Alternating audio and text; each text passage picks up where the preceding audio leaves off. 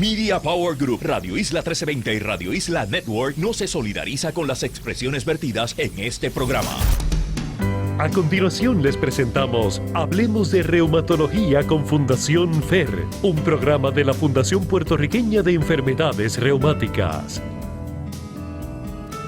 Muy buenos días, bienvenidos a Hablemos de Reumatología con Fundación FER, un programa de la Fundación Puertorriqueña de Enfermedades Reumáticas. Mi nombre es Grisel Lugo y soy la directora ejecutiva de esta fundación sin fines de lucro, cuya misión es aportar al bienestar general del paciente con condiciones reumáticas para que tengan una vida más saludable, activa y productiva. En la mañana de hoy, este programa llega a ustedes gracias a Bristol Myers Squibb. Paciente que recibes tratamientos recurrentes, es importante que continúes con el mismo. En estos tiempos difíciles, lo mejor que puedes hacer es cuidar más aún de tu salud. Aliméntate bien, refuerza la higiene y lo más importante, continúa con tu tratamiento. Si tienes preguntas sobre medicamentos de Bristol Myers Squibb, llama a tu médico o al 1-800-332-2056. Repetimos, 1-800-332-2056. Sigue cuidándote y continúa con tu tratamiento. Antes de que comencemos hoy el programa, quiero hablar de nuestro futuro evento, Reuma Expo 2020, pero para eso quiero presentar primero que nada a nuestro invitado, al doctor Oscar Soto Raíces. Bienvenido, doctor. Buenos días, Grisel. Buenos días a todos los que nos escuchan en la radio y a través de las distintas plataformas. Buenos días y bienvenido una vez más aquí en la casa de Fundación FER, desde Radio Isla 1320 AM, Radio Isla.tv y Radio Isla Facebook Live para el mundo entero, ¿verdad? Así es que quiero que me hable un poquito sobre Reuma Expo, nuestro evento anual, que este año va a ser muy diferente a todos los que hemos hecho en el pasado, dadas las circunstancias, ¿verdad? Pero que sabemos que va a ser muy especial. Cuénteme. Ciertamente ya estamos en el countdown, ¿verdad? En el conteo final de las últimas semanas antes de Reuma Expo. Para los que ya nos siguen en las distintas plataformas y que han estado con nosotros en el pasado, saben que Reuma Expo es nuestro evento más importante del año. Todos los años hacemos una expo, una feria de salud casi, ¿verdad? Por decirlo de esa forma, en donde tenemos exhibidores, donde tenemos charlas distintas de distintas condiciones, donde hablamos de cosas importantes para los pacientes, no solamente sobre distintas condiciones reumáticas, sino cosas que les ayudan a tener una vida más saludable, ¿verdad? Estilos de vida, nutrición, ejercicio, cómo cuidarse, ¿verdad? En general. Este año, ciertamente, con todo lo que hemos estado viviendo a nivel mundial, ¿verdad? Con la pandemia del COVID, como mucha otra gente, hemos tenido que reinventarnos, ¿verdad? Así que tenemos un Reuma Expo digital, o sea que es completamente virtual, se van a poder conectar desde cualquier sitio donde estén, desde la comodidad de sus casas. Entonces vamos a poder estar oyendo, mejor dicho, distintas charlas con distintos conferenciantes, no solamente de Puerto Rico, sino en distintos sitios en el mundo, ¿verdad? Tenemos gente de Estados Unidos, tenemos gente de otros países que van a estar hablándonos, y va a ser un evento bien interesante, bien entretenido, porque vamos a poder tener la ventaja de poder oír y escuchar y ver gente de distintos sitios, al igual que poder tener unas cosas entretenidas, historias de pacientes, en fin. Preguntas y respuestas en vivo. Eso es lo que es importante. El evento va a ser quizás, uno pensaría que es un poquito largo, ¿verdad? Para hacer un evento virtual, pero va a ser por segmento, y después de cada segmento va a haber oportunidad para que la gente someta sus preguntas. Las pueden someter durante el programa, pero vamos a estar escogiendo esas preguntas, contestándolas en vivo. Vamos a estar en vivo nosotros, ¿verdad? Cierto, algunos de nosotros también todo el tiempo presentando todo lo que va a estar pasando. Así que, en fin, va a ser una cosa bien interesante, bien distinta este año, bien entretenida. Queremos que todo el mundo se conecte el sábado 22 de agosto, ¿verdad? Desde las 10 de la mañana. A las 10 de la mañana. Para que estén con nosotros allí y puedan compartir toda la mañana, porque van a poder compartir con nosotros, enviar sus preguntas, enviar sus comentarios, y vamos a estar haciendo algo único y por primera vez para nosotros algo muy distinto, y esperemos que sea realmente del agrado y entretenido para todos los que se conecten. Así será, y por favor, todos ustedes que están escuchando y que nos están viendo a través de Facebook Live y radioisla.tv, anoten en su agenda sábado 22 de agosto, que eso es ya dentro de menos de 15 días, para que puedan sintonizar a las 10 de la mañana Facebook Live y YouTube Live en ambas plataformas para que nos puedan escuchar. El doctor Soto Raíces, el presidente de la Fundación, casi no necesita presentación cuando lo tenemos de invitado. Sin embargo, siempre me gusta recordar que él es reumatólogo y actual presidente y socio fundador de Fundación FER, principal ejecutivo de la firma Mindful Rheumatics y Medical Research Group, ubicado en el 576 de la calle César González en Atorrey. Su teléfono 765-9034. En la mañana de hoy tenemos un programa que yo sé que muchas personas van a disfrutar porque tienen unas preguntas que, a pesar de que parecen sencillas, pero son muchas preguntas que algunas personas siempre tienen pendientes, vamos. Muchas veces nos hacemos esas preguntas sobre nuestras condiciones médicas y no encontramos las respuestas adecuadas en internet, buscamos en libros, buscamos publicaciones y posiblemente, quién sabe, sean las preguntas, las contestaciones correctas, pero por otro lado no lo podemos saber con certeza, ¿verdad? Así es que si padeces una condición reumática, tu mejor aliado es tu médico reumatólogo. Él es quien mejor conoce tu caso en particular y te puede dar esas respuestas específicas más indicadas a tus dudas o preguntas. En el día de hoy, por supuesto, la primera pregunta es prácticamente obligada porque estando en una situación como la que estamos, en situación de pandemia, ¿verdad? Queremos que nos hable brevemente cuál es lo último que sabemos sobre el COVID-19. Y otra vez seguimos, ¿verdad? Hay que seguir viviendo con el COVID, porque es lo que nos ha tocado vivir en este momento histórico, ¿verdad? En todas partes del mundo.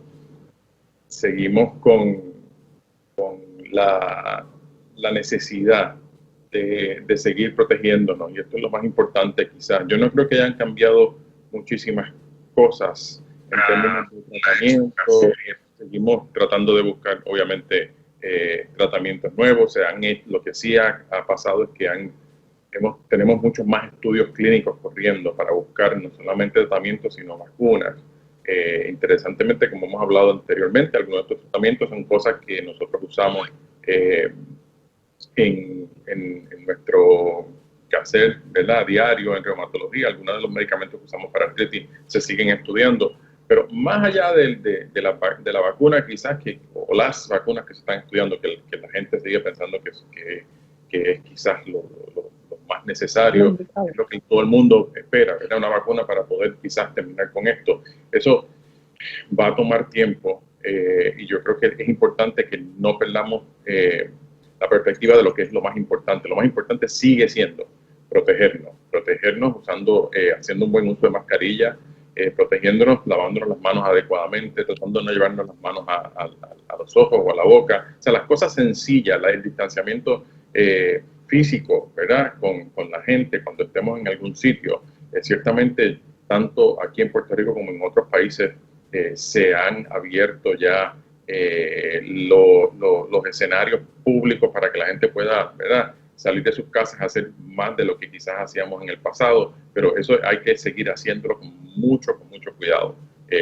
Yo creo que quizás, afortunadamente, como hemos discutido antes también y seguimos discutiendo en muchos círculos de reumatología, a nuestros pacientes les ha ido mucho mejor de lo que esperábamos, porque aunque seguimos hablando de que nuestros pacientes, por sus condiciones y por algunos de los medicamentos que usan como inmunosupresivos, están a mayor riesgo, hemos visto menos contagio en nuestros pacientes y menos severidad, y es porque no se contagian realmente. Y esto no es una cosa general, pero hemos visto los números no son alarmantes en la población de pacientes reumáticos. Y una vez más es el hecho de que quizás están más acostumbrados a cuidarse, a protegerse, porque siempre que le recetamos un inmunosupresivo o un biológico, por ejemplo, que usamos tanto hoy en día, siempre le decimos a la gente que se mantengan alejados de gente infectada, que si tienen infección dejen su medicamento, que busquen ayuda rápida si tienen algún síntoma o signo de infección. Y eso sigue siendo la norma, eso sigue siendo lo más importante, que ayuda a que uno se proteja y prevenga el COVID y prevenga también la propagación. Por lo tanto, eso queda vigente, sigue siendo importantísimo, y lo que yo les recomiendo a todos es que sigan usando esas medidas básicas, ¿verdad?, de prevención y de mitigación en lo que tenemos, ¿verdad?, tratamientos más específicos, o en lo que tenemos una vacuna. Excelente, me encanta escuchar que los pacientes de reumatología, pacientes reumáticos, tengan esa capacidad de poder cuidarse, de que sepan cómo manejar su condición, y para eso es que, ¿verdad?, esa es la misión de la Fundación, ayudarlos a que ellos puedan manejar su condición y tengan una vida más saludable y activa y productiva. Pero vamos entonces a la primera pregunta que muchas personas se hacen, y ¿es cierto que se usa la quimioterapia para algunas condiciones, para tratar algunas condiciones reumáticas, doctor? Sí, se usa, yo diría que cada vez mucho menos. Y hay dos cosas importantes ahí, porque es una pregunta bien común. Primero, hay cosas que nacieron del mundo de la oncología, ¿verdad?, que originalmente eran quimioterapia. Metotrexato siendo una de ellas, que es una de las cosas más comunes que usamos. Y es importante entender esto. Igual pasa con otro medicamento que se llama Citoxan o ciclofosfamida, ¿verdad?, que es otro medicamento que quizás ya no se usa tanto hoy en día y se usa para cosas más severas, pero es algo que ciertamente nace del campo de la oncología. Ahora, lo que ocurre es que algunos de estos medicamentos, especialmente metotrexato, que fue creado originalmente como una quimioterapia, lo usamos en dosis mucho más bajas, y la frecuencia no es la misma que se usa en quimioterapia. Por eso metotrexato lo usamos una vez en semana, todos los días, y las dosis son mucho más bajas. Por lo tanto, aunque tiene un origen como quimioterapia, el efecto al usarlo no es el de una quimioterapia. Por lo tanto, estamos usando un medicamento que originalmente en unas dosis más altas, quizás de forma diaria, podría trabajar como una quimioterapia, pero en dosis más bajas y una frecuencia menor. Por ejemplo, una vez en semana metotrexato, una vez más, trabaja entonces como un antiinflamatorio. Lo que hace es tratar de regular ese sistema inmune que está sobreactivo, y no entonces como quimioterapia. En otras palabras, no deberían de preocuparse o de asustarse de que pueda tener unos efectos secundarios como un paciente que tiene una condición de cáncer. Correcto. Y que está usando quimioterapia. Eso yo me imagino que es la preocupación de los pacientes como tal. Y es bien importante, y es algo que siempre le comunicamos a los pacientes cuando empiezan un medicamento como este.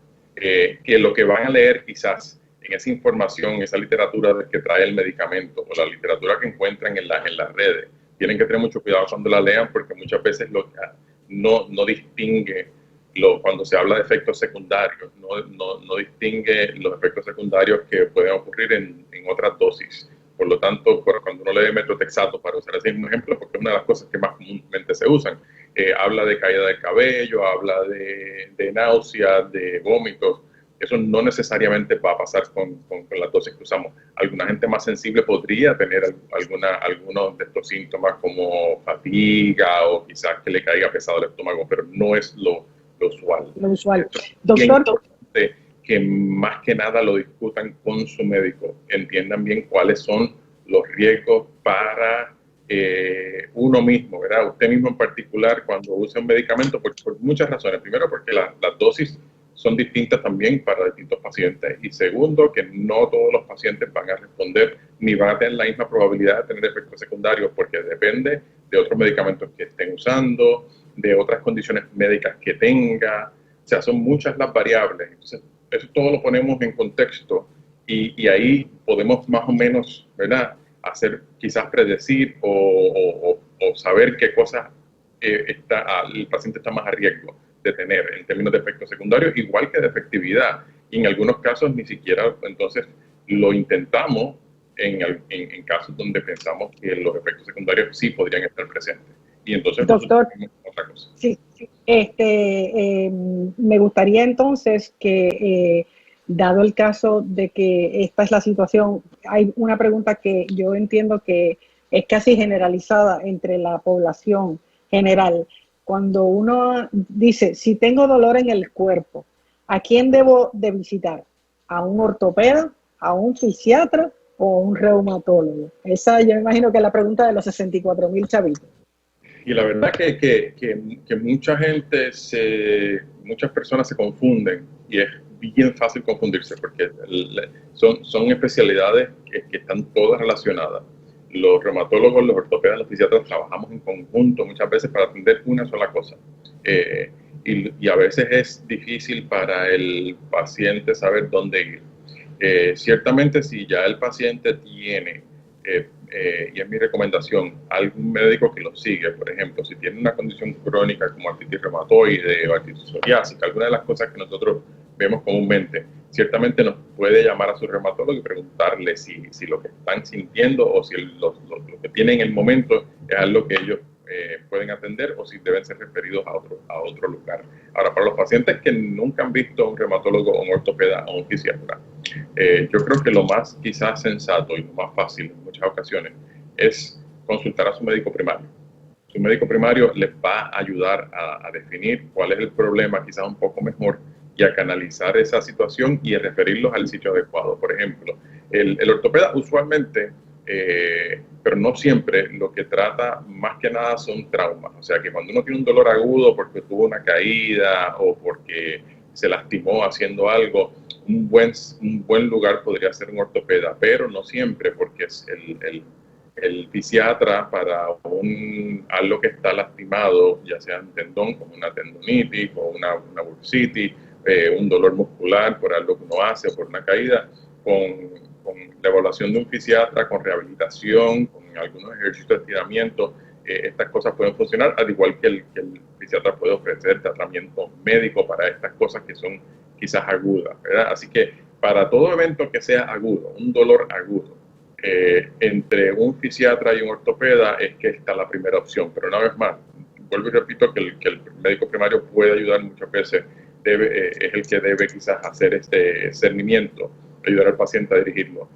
Cuando estos problemas se vuelven crónicos, cuando el dolor está ahí todo el tiempo, ya entonces el ortopeda no es el sitio quizás o el especialista adecuado para estas condiciones, sino que entonces, porque piensen siempre que el ortopeda es un cirujano, así que usualmente el ortopeda se encarga de arreglar lo que está roto, de un hueso roto, de un tendón roto, o sea que vamos en esa dirección para que sea un poquito más fácil. El fisiatra ayuda a rehabilitar muchas veces estas áreas luego de que un ortopeda las ve, ¿verdad? Después de la cirugía. Ahora, si estos problemas no son agudos y son dolores crónicos, el mismo médico primario lo va a entender y quizás lo va a enviar donde nosotros. O el fisiatra quizás si está viendo una persona con dolor o una bursitis crónica o una tendinitis que van de un sitio a otro y se convierte en algo crónico. Por ejemplo, el fisiatra puede atender un dolor de espalda común, que es algo común que lleva a la gente al fisiatra. Sin embargo, cuando el fisiatra reconoce, por ejemplo, que puede ser un dolor de espalda crónico inflamatorio, por ejemplo, algo que puede apuntar hacia una artritis psoriásica o hacia espondilitis anquilosante, entonces lo refiere a un reumatólogo. Ok, doctor, ya me contestó una de las preguntas. ¿Qué es crónico, verdad? Crónico es que está ahí y no se quita. Pero vamos a ir antes que eso a una pregunta que yo sé que podemos hacerlo brevemente para que, y quiero interesar a los que nos están escuchando, los radioescuchas y a los que nos están viendo, de que en nuestro evento vamos a tener charlas relacionadas con lo siguiente que voy a preguntar. ¿Cuál es la diferencia entre osteoartritis y osteoporosis? Que muchas personas las confunden, pero es importante que sepan que son dos cosas completamente distintas. Correcto. Y algo, por eso es que siempre en el Expo, en muchas de las cosas que hacemos, incluimos estas dos condiciones, porque son quizás dos condiciones de las más comunes que vemos cuando hablamos de artritis o de artrosis o de problemas reumáticos. Y ciertamente se confunden mucho, y se confunden mucho porque el hecho de que estas dos cosas a veces aparecen o la gente se da cuenta que las tiene más o menos al mismo tiempo, ¿verdad? Pero no significa lo mismo. Cuando hablamos de osteoporosis, hablamos de aumento el riesgo de fractura. Hablamos de fragilidad de hueso. Realmente la osteoporosis lo que significa es que la calidad de hueso disminuye. Por lo tanto, la gente que padece osteoporosis tiene un hueso frágil, un hueso que tiene menos densidad ósea, pero no solamente menos densidad ósea, sino un hueso que tiene un hueso donde el hueso donde la calidad ha bajado. Baja la densidad ósea, pero también baja la calidad de hueso es menor. Por lo tanto, clínicamente lo que significa es que aumenta el riesgo de fractura. Por ejemplo, una persona con una osteoporosis severa, las vértebras, por ejemplo, de tener un mal paso o de... Un estornudo. Exacto. Si es significativamente severo, de un estornudo pueden tener una fractura de compresión, o sea que se comprime esa vértebra porque está frágil. La osteoporosis lo que lo distingue más que nada de la osteoartritis es que la osteoporosis no duele. Es una condición que no duele a menos que haya una fractura. Y ya esa es la consecuencia final, eso es lo que tenemos que evitar. Por lo tanto, la osteoporosis la diagnosticamos haciendo pruebas de densitometría ósea y tomando en consideración otros riesgos que pueden hacer que la calidad de hueso sea menor, el fumar, el uso de esteroides crónicos, la misma artritis reumatoide aumenta el riesgo de osteoporosis. Ahora, osteoartritis o osteoartrosis o artritis degenerativa de las articulaciones no es otra cosa que el tipo de artritis más común que existe. Y no es otra cosa que la degeneración del cartílago, que es lo que está entre una articulación y otra, y las estructuras adyacentes, o sea, lo que está alrededor de la articulación. Por lo tanto, es una cosa que a veces es más mecánica que inflamatoria, pero ciertamente hay inflamación también. Es lo que conocemos como la artritis del wear and tear, en español, claro, el desgaste, ¿verdad? El uso y abuso. Por eso es que se asocia también a la edad. Ciertamente, después de los 30, 40 años, uno puede empezar a tener algo de desgaste en las articulaciones. Después 30. Sí, después de los 30. Ciertamente los síntomas empiezan a ocurrir usualmente después de los 50 años. La osteoartritis es mucho más común de lo que la gente piensa. A todos quizás nos va a tocar un poco de esto, ¿verdad? Estos espuelones que se ven en las radiografías, osteofitos o espuelones, el hecho de que el espacio en la articulación empieza a disminuir un poco. Ahora, eso no quiere decir que esto sea algo que va a causar dolor necesariamente o que sea limitante. El dolor, la inflamación o cuán agresivo sea esa pérdida de espacio y esa pérdida de movimiento por la falta de espacio y por la inflamación va a depender de muchas cosas, y eso, como en otras ocasiones se ha hecho, requiere un programa completo, pero lo importante es que entender que lo que duele usualmente, lo que causa rigidez en las mañanas y eso dolor al final del día es la osteoartritis, no la osteoporosis. ¿Qué pasa? La osteoporosis también, como hablábamos, no es el desgaste, es la pérdida de masa ósea del hueso, no de la articulación. Y después de cierta edad, a mayor edad, mayor riesgo, que es lo mismo que pasa con la osteoartritis, a mayor edad, mayor riesgo o más incidencia de tener de osteoartritis. Por lo tanto, las dos cosas, a veces entre los 50, los 60 y un poquito más, es que la gente empieza a darse cuenta de que tienen osteoporosis y osteoartritis, pero no es necesariamente, ciertamente no es la misma cosa, pero pueden correr a la par. Doctor, nos queda muy poco tiempo. Parece que no, pero sí, nos queda muy poco tiempo y tengo muchas cosas que preguntarle, pero quiero ir a las más importantes posiblemente. Dos preguntas súper importantes y es, ¿por qué? ¿Qué pasa si no? Esto se preguntan los pacientes. ¿Qué pasa si no recibo tratamiento? ¿Y por qué algunas de estas condiciones, o sea, qué pasaría, por decir así, y por qué algunas de estas condiciones pueden ser catastróficas y otras no? Sí, importante, y eso es lo súper importante y súper básico, ¿verdad? Para nosotros. El recibir primero la evaluación adecuada para entender qué es lo que está pasando. Porque la misma osteoartritis, ese desgaste del que hablábamos, también ocurre ese desgaste y esa pérdida de cartílago en condiciones como artritis reumatoide, en condiciones como artritis psoriásica, en espondilitis anquilosante, en otras tipos de artritis. Lo otro es importante entender que la osteoartritis, hay osteoartritis, lo que llamamos primaria, ¿verdad? que es por uso y abuso, por la edad, ¿verdad? Con los años viene ese desgaste, pero hay muchas otras condiciones, algunas metabólicas, tiroides, diabetes y demás, que contribuyen a la aceleración o el desgaste de las articulaciones, y es importante esa evaluación básica inicial para entender que no hay otro tipo de proceso inflamatorio que está ayudando al desgaste o promoviendo o acelerando el desgaste de las articulaciones. Eso es importantísimo, porque si podemos conseguir o si entendemos que hay una causa secundaria, entonces podemos evitar ese desgaste o podemos buscar tratamiento que ayude a controlar ese otro problema, ya sea inflamatorio, autoinmune o metabólico, para evitar ese problema. Igual pasa con cosas como osteoporosis. En todas estas cosas, lo básico que siempre hablamos, igual hablamos con artritis reumatoide y demás, el diagnóstico temprano, a tiempo, y el tratamiento adecuado puede ayudar muchísimo. En la osteoartritis básica, por ejemplo, que se supone que no tenemos un tratamiento que pueda detener el progreso. Sin embargo, sabemos que la gente que se mantiene en buen peso, haciendo ejercicios, que tienen mejor musculatura alrededor de la articulación, evitan un poco el desgaste y ciertamente controlan mucho los síntomas. Así que el tratamiento hay que dirigirlo hacia el diagnóstico correcto o los diagnósticos correctos, porque muchas de estas cosas pueden correr todas a la misma vez. Pero lo más importante es la evaluación adecuada en el momento adecuado. Y en cuanto a las condiciones que pueden ser catastróficas, como por ejemplo, ¿cuáles, doctor? Que pueden haber condiciones como lupus, como esclerodermia, como ese tipo de... Igual, y por eso quizás pasen más tiempo hablando de eso. Estas canciones pueden ser catastróficas y a veces es bien difícil, cosas quizás como lupus, ¿verdad? O cosas como vasculitis, esclerodermia, cosas que son de tejido, lo que llamamos enfermedad de tejido conectivo. Sin embargo, sigue aplicando el mismo concepto. Es importante entender que mientras más temprano empecemos a tratar estas cosas, y hoy en día, cada día aparecen más y más tratamientos que nos ayudan a tratar estas cosas y a diagnosticarlas y a tratarlas de forma temprana y adecuada más rápidamente, podemos evitar que sean catastróficas.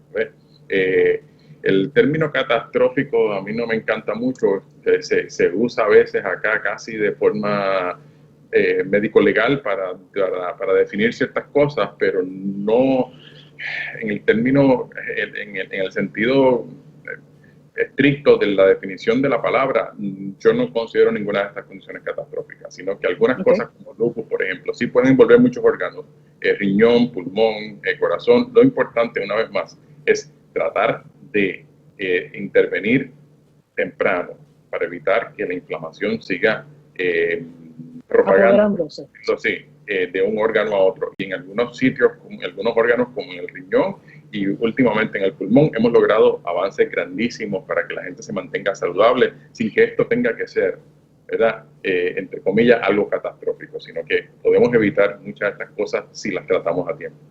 Doctor, y en los 3 minutos que nos quedan, quiero que me diga básicamente, esto es una condición crónica, quiere decir que no se cura. Yo siempre le añado a eso, yo en mi carácter personal, que no se cura todavía. ¿Por qué no existe una cura para estas condiciones? Hay unas investigaciones mundialmente hablando de cientos de científicos y demás, pero no existe una cura para estas condiciones. No. ¿Qué me puede decir al respecto? La realidad es que hay que tratar estas condiciones y verlas, porque es así. Cuando hablamos de una condición crónica, hablamos de cosas como lo más fácil pensar en diabetes, en hipertensión, son cosas que siempre van a estar ahí. Aunque hemos hecho avances muy grandes para lograr que estas cosas se vayan, lograr la remisión clínica de estas cosas en los pacientes con el tratamiento adecuado. Y en algunas ocasiones, sorprendentemente, a veces el paciente puede estar un tiempo sin medicamentos, pero lo más importante es el seguimiento y el tratamiento adecuado, porque con un tratamiento adecuado estas cosas podemos lograr una remisión clínica en los pacientes y los pacientes pueden vivir una vida completamente normal. Y más importante aún, evitar que la articulación se dañe y evitar la pérdida de función que se traduce ciertamente en la gente no poder hacer lo que hacían antes. Poder tener una vida, ¿verdad? Básicamente como la tenían antes de que tuvieran artritis, siempre y cuando logremos evitar que se dañe la articulación. Pero lo mismo ocurre para lupus, para vasculitis, si logramos atajar o evitar esta inflamación, pararla en el momento adecuado para que no siga progresando, porque entonces el paciente podemos evitar que se dañe un órgano, ya sea en la articulación, ya sea el corazón, ya sea el riñón, ya sea el pulmón. Importante siempre tratamiento y seguimiento. Algunas de estas cosas son intermitentes también y la gente piensa, ok, no tengo síntomas, no tengo por qué seguirme. Es importante seguirse todo el tiempo porque no sabemos cuándo esto va a regresar de nuevo, y cuando regrese a veces podría ser mucho más difícil controlarlo si no tenemos algo que a veces ayude a que el paciente se mantenga en esa remisión. Casi siempre, yo no diría casi siempre la gente necesita algo una vez tienen uno de estos diagnósticos para mantenerse en remisión. En algunas ocasiones podemos quizás dejar a alguien sin medicamento por un tiempo corto, con un seguimiento bien cercano, pero es importante que la gente no deje sus medicamentos y siga consultando, siga viendo a su médico todo el tiempo y siga sus tratamientos como se les prescribe. Doctor, muchísimas gracias porque ha sido pues muy educativa todas las contestaciones que nos han dado. Le damos las gracias a Bristol Myers Squibb una vez más por traernos este programa hoy, y queremos que nos vuelvan a escuchar el próximo sábado a las 8:30. Recuerden, Reuma Expo el 22 de agosto, y le doy las gracias por estar aquí en el día de hoy a todos ustedes, al doctor, y los espero. Mi nombre es Grisel Lugo, el próximo sábado. Que tengan un lindo día. Buenos días.